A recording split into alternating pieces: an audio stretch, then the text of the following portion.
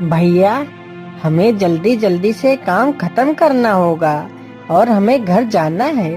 पिताजी की तबीयत कुछ ठीक नहीं है, हमें उनका ख्याल रखना होगा। हाँ हाँ छोटे, आज हम लोग जल्दी ही घर चले जाएंगे।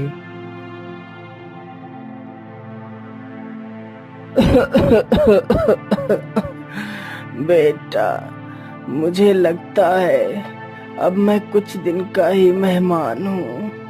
बेटा, मेरे ना रहने के बाद तुम लोग मेरी चारपाई के नीचे जमीन में 2 सोने के घड़े रखे हैं। तुम लोग उन दोनों घड़ों को खोदकर आपस में बांट लेना।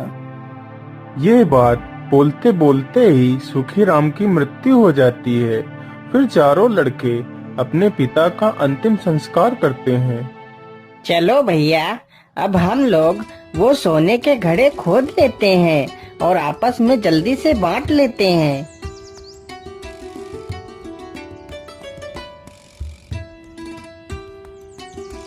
अरे वाह भैया, घड़े तो कितने चमक रहे हैं।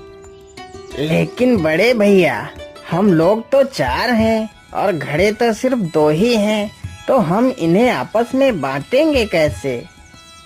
अरे सुनो मेरे प्यारे भाइयों, हम ऐसा करते हैं, कहीं शहर चलते हैं और वहाँ चलकर कुछ काम करते हैं। काम करके जो धन इकट्ठा होगा उसी से हम 2 घड़े और खरीद लेंगे। फिर हम चारों भाई एक एक घड़ा बांट लेंगे।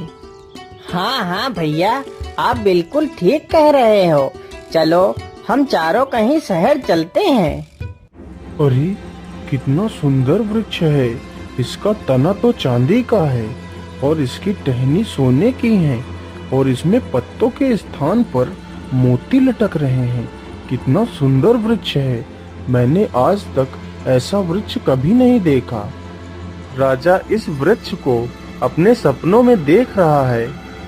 अरे महाराज, उठिए, सुबह हो गई है और आप अभी भी सो रहे हैं। उठिए महाराज, राज्यसभा में सभी लोग आपकी प्रतीक्षा कर रहे हैं।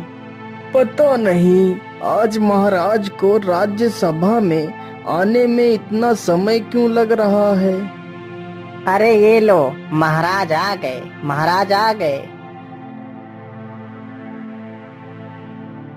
क्या बात है महाराज, आज आप इतना चिंतित क्यों लग रहे हैं? आप बहुत परेशान दिखाई दे रहे हैं महाराज। बताइए हमें क्या बात है। क्या बताओ मंत्री जी, आज मैंने अपने सपने में एक बहुत ही अजीब किस्सा देखा है, जिसमें मैंने देखा है कि एक बहुत ही सुंदर वृक्ष है जिसका तना चांदी का है और उसकी टहनी सोने की है और उसमें पत्तियों के स्थान पर मोती लटक रहे हैं। परंतु महाराज, यह कैसे संभव है?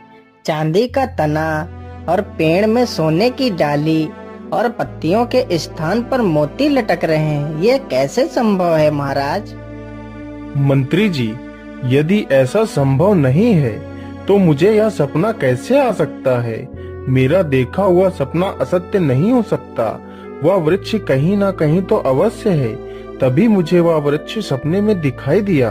मंत्री जी, मुझे ये वृक्ष देखना है।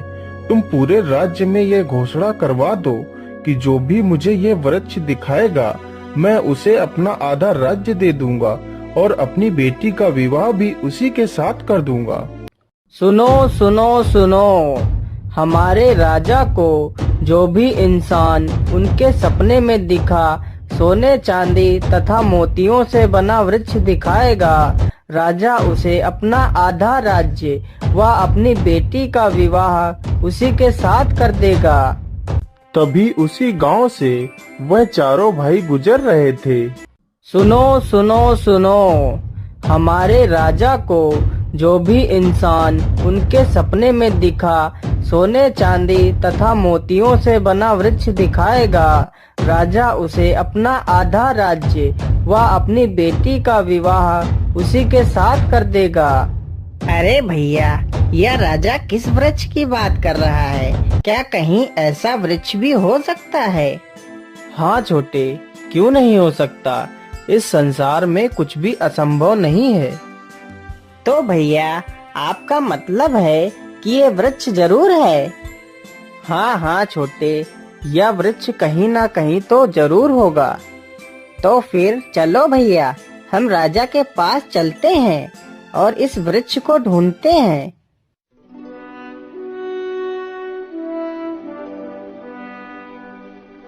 अच्छा, तो तुम लोग मुझे वह वृक्ष दिखा सकते हो? हाँ महाराज, हम चारों आपको वह वृक्ष दिखा सकते हैं। तो ठीक है, तुम चारों जल्दी से जाओ और मुझे वह वृक्ष जल्दी से लाकर दिखाओ। मुझसे और प्रतीक्षा नहीं हो रही है। अरे बड़े भैया, हम लोगों ने वृक्ष दिखाने की जिम्मेदारी तो ले ली, लेकिन ये वृक्ष लाएंगे कहाँ से? अरे गणपत, तुम चिंता मत करो, बस वृक्ष को ढूंढते रहो। यदि ईश्वर ने हमें यहाँ तक पहुँचा दिया है, तो आगे का रास्ता भी वही दिखाएगा। उन चारों को घूमते घूमते सुबह से शाम हो जाती है, तो वह चारों एक पेड़ पर चढ़कर बैठ जाते हैं।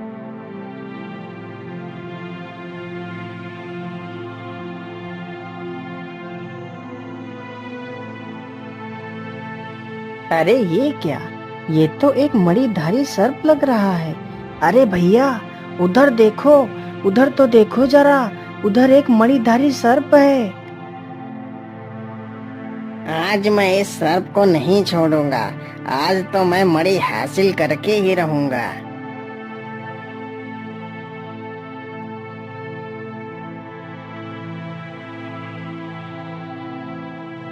अरे भैया, यह सफेरा तो इस मासूम को मार डालेगा। चलो हम इसकी मदद करते हैं। अरे छोड़ दो इस सर्प को, नहीं तो तुम्हारा सिर तुम्हारे धड़ से अलग कर देंगे। नहीं नहीं भैया, मुझे मारना मत, मैं इस सर्प को छोड़ देता हूँ।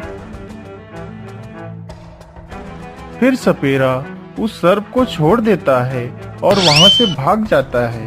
तभी वह सर्प एक इंसानी रूप धारण कर लेता है। हे वीर कुमारों, आप कौन हो जिसने मेरी जान बचाई है? नहीं तो आज ये सफेरा मेरी मणि के लिए मुझे मार ही डालता। हे नागदेव, हम चारों भाई हैं और हम लोग किसी उद्देश्य के लिए इधर उधर भटक रहे हैं। अच्छा ठीक है, मैं आप लोगों से बहुत प्रसन्न हूँ। चलो मेरे साथ चलो, हो सकता है कि मैं आपके कार्य में कुछ आपकी मदद कर सकूं।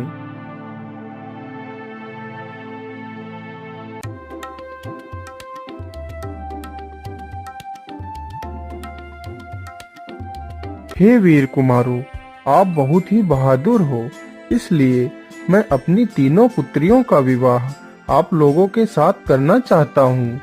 हे नागदेव, हमें आपका प्रस्ताव स्वीकार है, परंतु हम लोग अभी विवाह नहीं कर सकते। लेकिन तुम लोग विवाह क्यों नहीं कर सकते? इसका क्या कारण है? हे नागदेव, हम लोग बाहर एक बहुत ही जरूरी उद्देश्य के लिए आए थे। वो उद्देश्य क्या है वीरों, जिसे तुम पूरा करना चाहते हो? हे नागदेव, हम लोग ऐसे वृक्ष की तलाश कर रहे हैं जिसका तना चांदी का हो और उसकी टहनियाँ सोने की हों तथा उसकी पत्तियों के स्थान पर मोती लटक रहे हों। हमें यह वृक्ष राजा को दिखाना है, राजा का यह हुक्म है। लेकिन ये पेड़ तो मेरी तीनों राजकुमारियां ही हैं। वो कैसे नागदेव? मैं कुछ समझा नहीं, आप मुझे समझाइए।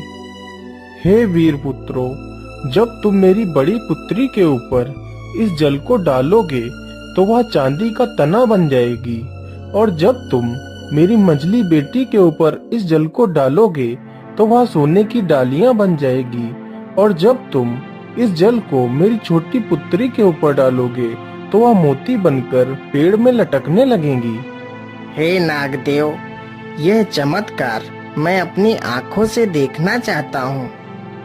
तो ठीक है वीर कुमारों, ये देखिए।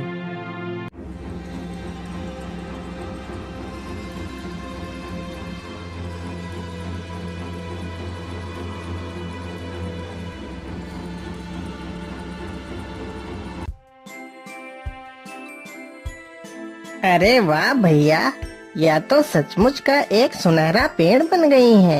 यह तो चमत्कार हो गया है। लेकिन नागदेव, हमें इस पेड़ को वास्तविक रूप में लाने के लिए क्या करना होगा? जब तुम्हें इस पेड़ को वास्तविक रूप में लाना हो तो इस पेड़ पर पुनः ये जल छिड़क देना, तो यह पेड़ अपने वास्तविक रूप में आ जाएगा।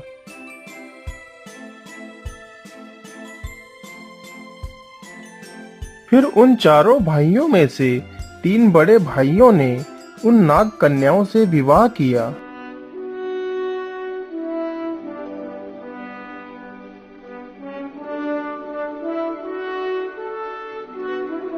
अरे ये क्या, मैंने तुम चारों को वृक्ष लाने के लिए भेजा था और तुम चारों ये 3 लड़कियां लेकर आए हो। नहीं महाराज, हम पेड़ भी लेकर आए हैं। आप अपने राज्य में घोषणा करवा दीजिए कि जिसे भी यह वृक्ष देखना है वह कल सुबह आ जाए। राजा ने ऐसा ही किया। उसने अपने पूरे राज्य में ये घोषणा करवा दी। अगले ही दिन बहुत सारे लोग पेड़ देखने के लिए जमा होते हैं।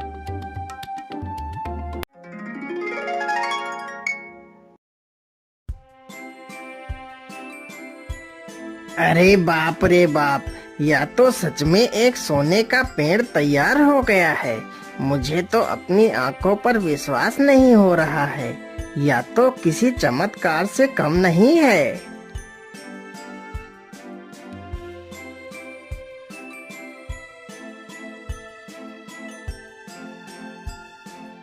आज मैं बहुत प्रसन्न हूँ। तुम चारों ने मेरा सपना सच कर दिया। इसलिए मैं अपने वादे के अनुसार अपनी पुत्री का विवाह तुम्हारे छोटे भाई के साथ करता हूँ और अपना आधा राज्य तुम चारों के नाम करता हूँ।